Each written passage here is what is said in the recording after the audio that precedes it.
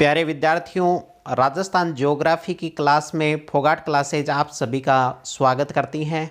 साथियों, इसमें अपन राजस्थान की स्थिति एवं विस्तार से लेकर जितनी भी सारी क्लासें हैं, जितने भी सारे टॉपिक हैं जो एग्ज़ाम के व्यू से इम्पोर्टेंट हैं, वो सारे टॉपिक अपन कवर करते चलेंगे। साथ में मैं आपको जो ये जितने भी वीडियो लेक्चर हैं, इन सभी वीडियो लेक्चर के प्रॉपर तरीके से नोट्स हैं वो आपको टेलीग्राम चैनल पे प्रोवाइड करवा दूंगा, ताकि आपको किसी तरीके की स्टडी करने में कोई भी दिक्कत ना आए। तो अपन सबसे पहले अपना फर्स्ट जो चैप्टर है वो स्टार्ट करने वाले हैं, राजस्थान की स्थिति व विस्तार। तो सबसे पहले अपन बात करेंगे कि राजस्थान की उत्पत्ति कैसे हुई थी। तो उत्पत्ति के लिए अपन चलते हैं बहुत पुराना टाइम, मतलब अपन 13.5 करोड़ साल पहले चलते हैं, जब अपना काल था मेसोजोइक काल। अपन कौन से काल की बात कर रहे हैं? मेसोजोइक काल की बात कर रहे हैं, मतलब 13 करोड़ साल पहले की बात कर रहे हैं। उस टाइम ये अपनी क्या थी? पृथ्वी थी। और इस पृथ्वी पे ये क्या था? एक विशाल पेंजिया था। पेंजिया मैं बोलूँ तो ये क्या था? एक चट्टानी भाग था विशाल। ये चट्टानी भाग है, कोई भूकंप वगैरह आया होगा या सेवनीय धारा में कुछ विस्थापन हुआ होगा। उस विस्थापन की वजह से ये क्या था? ये विशाल पेंजिया था। ये पेंजिया दो भागों में टूट गया, एक भाग ये बना, एक भाग ये बना। जो ऊपर वाला भाग है उसको बोला गया अंगारा लैंड, नीचे वाले भाग को बोला गया गोंडवाना लैंड। इन दोनों पेंजिया के जो बीच का भाग बना वो क्या था? टेथिस सागर। भाई ये पूरा का पूरा ये जो मैटर है ये कौन से काल में हुआ था? ये हुआ था, अगर बात करें तो ट्रांसजेनिक युग में। मतलब मेसोजोइक काल के अंदर तो क्या था? एक विशाल पेंजिया था। ट्रांसजेनिक काल में ये पेंजिया कितने? दो भागों में टूट गया। उसके बाद अपन बात करते हैं कि महासागरीय विस्थापन का सिद्धांत अपने को क्या बताता है। सेवनीय धारा से दो प्लेटें आपस में टकराई। भाई कौन कौन सी प्लेटें टकराई? एक एशिया वाली प्लेट टकराई और एक यूरोपीय प्लेट टकराई। दो प्लेटें आपस में टकराई। टकराने से क्या हुआ कि कुछ भाग ऊपर उठ गया और कुछ भाग क्या हो गया? जमीन से नीचे चला गया। जो भाग ऊपर उठा, ऊपर उठने से किसका निर्माण हुआ? हिमालय पर्वत और अरावली पर्वतमाला का निर्माण हुआ। और नीचे जो भाग बैठा उससे किसका? समुद्र का निर्माण हुआ। मतलब जो भाग नीचे बैठा उसने किसका निर्माण किया? समुद्र का निर्माण किया। अब अपन बात करने वाले हैं कि भाई सारे लोग बोलते हैं कि राजस्थान पे जहाँ पे ये जो मरुस्थल है ये टेथिस सागर का प्रमाण बताया जाता है, तो इसके कुछ तथ्य भी होंगे जिस आधार पे इसको टेथिस सागर का प्रमाण बताया जाता है। तो हम उन तथ्यों के बारे में बात करने वाले हैं कि वो तथ्य क्या क्या हैं। सबसे पहले यहाँ बात करें तो समुद्री जीवाश्म, मतलब समुद्री जीवाश्म जहाँ पे दबते हैं, दबने से समुद्र के अंदर क्या होता है? पेट्रोल व डीजल का निर्माण होता है। तो इसकी उत्पत्ति के अंदर पहला तथ्य ये साबित करता है कि राजस्थान के अंदर प्रचुर मात्रा में पेट्रोल और डीजल के भंडार पाए जाते हैं, जो जैसलमेर और बाड़मेर क्षेत्र का जो मरुस्थल भाग है वहाँ पर मिले हैं। उसके बाद अपन बात करते हैं कि राजस्थान के अंदर मैक्सिमम झीलें क्या हैं? खारे पानी की झीलें हैं, जैसे सांबर, डीडवाना, पचभद्रा, सारी की सारी झीलें क्या हैं? राजस्थान के अंदर खारे पानी की झीलें हैं। उसके बाद राजस्थान में समुद्री खनिज बहुतायत मात्रा में पाए जाते हैं। राजस्थान का अरावली भाग है, यहाँ खनिज भरपूर मात्रा में पाए जाते हैं। नेक्स्ट मैं बात करने वाला हूँ राजस्थान के बारे में कि राजस्थान का जो बीचों बीच है राजस्थान के, वो अरावली पर्वतमाला राजस्थान को दो भागों में डिवाइड करती है। जो ऊपर वाला भाग है राजस्थान का, मतलब मरुस्थलीय भाग है, वो किसका प्रमाण है? वो टेथिस सागर का प्रमाण है। नीचे वाले भाग की बात करूं तो वो किसका है? गोंडवाना लैंड का भाग है। जो टेथिस सागर वाला भाग है वो कौन सा है? मरुस्थलीय भाग है। और जो गोंडवाना लैंड वाला भाग है वो कौन सा है? मैदानी भाग है। अब बात करते हैं राजस्थान की स्थिति व विस्तार के बारे में। राजस्थान की स्थिति व विस्तार के बारे में बात करने से पहले मैंने यहाँ पे राजस्थान का ये मैप ड्रॉ किया है। इसमें सबसे पहले अपन बात करते हैं राजस्थान की उत्तर से दक्षिण की लंबाई।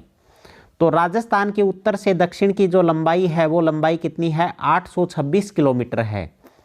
उसके बाद राजस्थान की पूर्व से पश्चिम की लंबाई, वो लंबाई कितनी है, राजस्थान की पूर्व से पश्चिम की जो लंबाई है वो है 869 किलोमीटर। भाई अपन बात करें कि दोनों लंबाइयों के बीच डिफरेंस कितने का है, तो दोनों लंबाइयों के बीच में डिफरेंस कितने का है, 43 किलोमीटर का डिफरेंस है। उसके बाद अपन बात करने वाले हैं कि राजस्थान के उत्तर और पश्चिम के अंदर, राजस्थान के उत्तर और पश्चिम के अंदर अगर अपन बात करें कि किसकी सीमा लगती है, तो उत्तर और पश्चिम की जो सीमा लगती है वो पाकिस्तान की लगती है, अंतर्राष्ट्रीय सीमा लगती है। उत्तर पूर्व के अंदर किन राज्यों की सीमा लगती है, तो पंजाब और हरियाणा राज्यों की सीमा लगती है।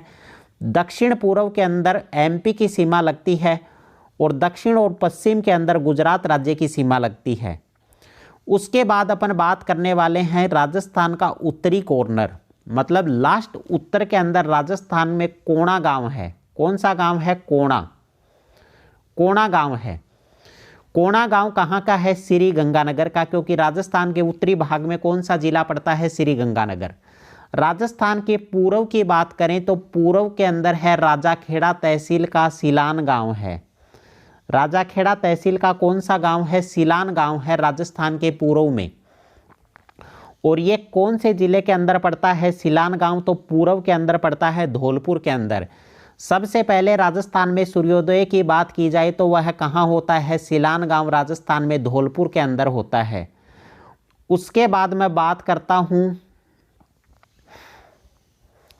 उसके बाद मैं बात करने वाला हूँ राजस्थान के दक्षिणी गांव की। तो राजस्थान के दक्षिणी गांव कौन सा है, बोरकुंड गांव है, बोरकुंड गांव है। उसके बाद राजस्थान के पश्चिम की मैं बात करूं तो सम तहसील का कौन सा गांव है, कटरा गांव है, जो कहां स्थित है, जैसलमेर के अंदर है।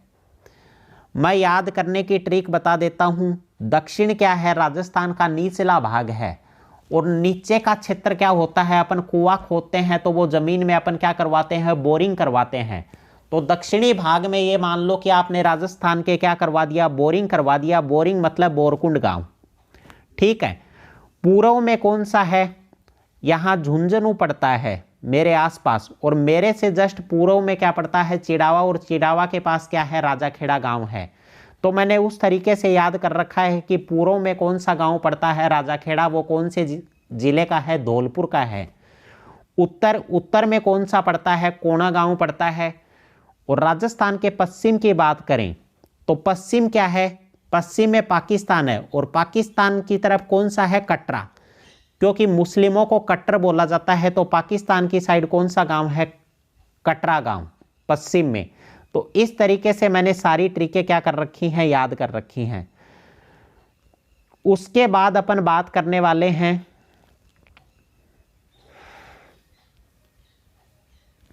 राजस्थान में करक रेखा। तो करक रेखा राजस्थान के 2 जिलों से गुजरती है। सबसे पहले करक रेखा दक्षिण से गुजरती है। दक्षिण में 2 जिले हैं, कौन कौन से हैं, एक तो है डूंगरपुर और दूसरा है बांसवाड़ा। डूंगरपुर के तो दक्षिणी भाग को छूते हुए करक रेखा गुजरती है, और बांसवाड़ा के क्या गुजरती है, बीचों बीच से करक रेखा गुजरती है। और बीचों बीच से कौन से गांव से गुजरती है बांसवाड़ा के, तो बांसवाड़ा का छीछ गांव। बांसवाड़ा का कौन सा गांव है, छीछ गांव, जो करक रेखा पर स्थित है। उसके बाद अपन बात करने वाले हैं राजस्थान की आकृति के बारे में। राजस्थान की आकृति के बारे में बात करूं तो आकृति है विषम कोणीय चतुर्भुजाकार, या इसको क्या बोला जा सकता है, जैसे ये अपनी क्या हो गई, पतंग। तो राजस्थान की आकृति किस तरीके की है, पतंग के समान है। उसके बाद अपन बात करते हैं क्षेत्रफल की। तो राजस्थान का ओवरऑल क्षेत्रफल कितना है, 342,239। फोन नंबर की तरह इसको याद कर लो, मोबाइल नंबर की तरह, 342,239 किलोमीटर स्क्वायर। अगर पूरा क्षेत्रफल बात करूं तो 342,239.74 किलोमीटर स्क्वायर, जो भारत के क्षेत्रफल का 10.41% है। राजस्थान क्या है, भारत का सबसे बड़ा राज्य है क्षेत्रफल की दृष्टि से। उसके बाद अलग अलग देशों से अगर राजस्थान की तुलना की जाए तो श्रीलंका से क्या है, 5 गुना है, इजराइल से 17 गुना बड़ा है, चेकोस्लोवाकिया से 3 गुना बड़ा है, इंग्लैंड से 2 गुना बड़ा है और जापान के लगभग राजस्थान क्या है, समकक्ष है। तो ये हुआ राजस्थान की कर्क रेखा का विस्तार एंड राजस्थान का क्षेत्रफल। अब अपन कुछ चीजें और डिस्कस करने वाले हैं इसी के अंदर राजस्थान से रिलेटेड।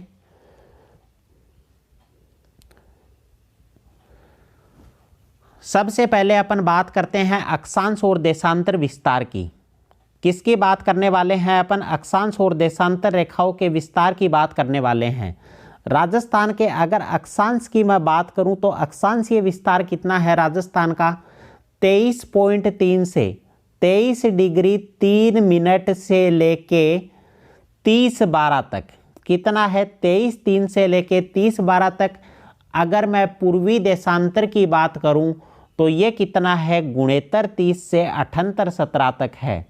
भाई पूर्वी देशांतर भी मैं आपको बता देता हूं कि पूर्वी देशांतर कितना है, गुणेतर 30 से 78/17 तक इसका विस्तार है। ये चीज आप जरूर याद रखना, बहुत बार इसका एग्जाम में क्वेश्चन पूछा जाता है। उसके बाद राजस्थान की अपन स्थलीय सीमा की बात करने वाले हैं कि कुल राजस्थान की स्थलीय सीमा कितनी है। तो स्थलीय सीमा की अगर मैं बात करूं राजस्थान की, तो स्थलीय सीमा अपनी ये सीमा हो गई यहाँ से लेके यहाँ तक, ये पूरी सीमा की बात कर रहा हूँ। ये सीमा हो गई 5920 किलोमीटर। भाई पूरी सीमा कितनी है राजस्थान की, 5920 किलोमीटर है। जो इसकी ये अंतर्राष्ट्रीय सीमा है जो पाकिस्तान से लगती है, उसकी लंबाई कितनी है, 1070 किलोमीटर है। उस सीमा की लंबाई कितनी है जो पाकिस्तान से लगती है, 1070 किलोमीटर है, जिसको अपन अंतर्राष्ट्रीय सीमा बोलते हैं। यह सीमा 2 राज्यों से, यह सीमा पाकिस्तान के 2 राज्य, पाकिस्तान के कितने राज्य लगते हैं, इससे 2 राज्य लगते हैं और 9 जिले लगते हैं। सीमा कहाँ से कहाँ तक जाती है ये वाली, इस सीमा की बात करें तो यह है भलगांव साहेगढ़ से लेके बखासर तक जाती है। उसके बाद अपन बात करने वाले हैं इस सीमा के ही अंदर श्री गंगानगर की सीमा। श्री गंगानगर की सीमा कितनी लगती है, 210 किलोमीटर लगती है। 210 किलोमीटर सीमा श्री गंगानगर की लगती है। अगर बीकानेर की मैं सीमा की बात करूं तो बीकानेर की सीमा कितनी लगती है, 168 किलोमीटर सीमा लगती है। उसके बाद मैं बात करता हूं जैसलमेर की, तो जैसलमेर की कितनी लगती है, 464 किलोमीटर लगती है। और लास्ट में मैं बात करता हूं बाड़मेर की, तो बाड़मेर की कितनी लगती है, 228 किलोमीटर। अगर अपन बात करें कि सबसे कम सीमा पाकिस्तान के साथ किसकी लगती है, तो पाकिस्तान के साथ सबसे कम सीमा लगती है बीकानेर की। सबसे अधिक सीमा कौन सा जिला बनाता है पाकिस्तान के साथ, तो वो जिला बनाता है जैसलमेर। कितनी लगती है, 464 किलोमीटर लगती है जैसलमेर की सीमा। तो उम्मीद करता हूँ साथियों राजस्थान के स्थिति और विस्तार का आपको ये पहला वीडियो पसंद आया होगा। नेक्स्ट वीडियो के अंदर अपन इसी चैप्टर को कंटिन्यू करेंगे। तो थैंक यू दोस्तों। अगर आपको ये वीडियो अच्छा लगा हो और आपको समझ में आया हो तो इस वीडियो को आपको क्या करना है, शेयर करना है और साथ में हमारे चैनल को सब्सक्राइब करना है। धन्यवाद साथियों। फोगाट क्लासेज आपके लिए इसी तरीके से वीडियो और प्रॉपर तरीके से नोट्स आपको प्रोवाइड करती रहेगी। Thank you. जय हिंद, जय भारत।